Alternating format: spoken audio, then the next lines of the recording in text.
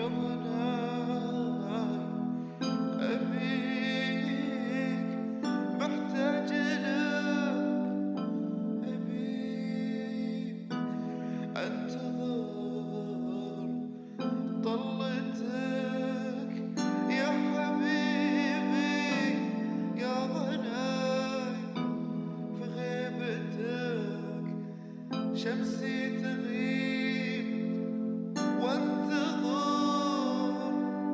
ليلي يغيب، يا غناي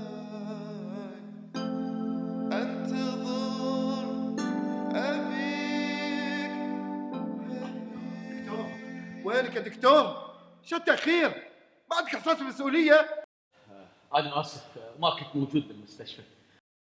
أول ما اتصلوا فيني جيت على طول. اهدى يا أخوي اهدى، وثق تماما إن حياة بنتك بيد رب العالمين وبأيدي أمينة إن شاء الله. بس اهدى. أهدأ وين أهدأ؟ بنتي بتموت يا دكتور، بنتي بتموت. تخيل نفسك في هذا الموقف وبنتك بتموت. عن إذنك، أنا داخل غرفة العمليات.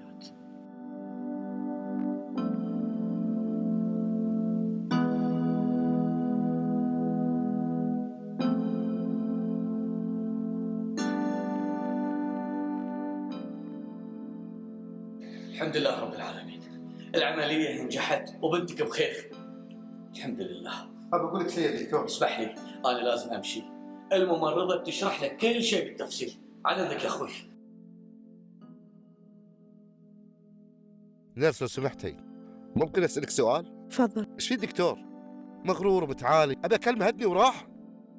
دكتور، الدكتور مسكين اليوم توفت بنته، اتصلنا فيه علشان يجي بسرعة لأن ما عندنا جراح غيره، والحين راح بسرعة علشان يحضر جنازة بنته.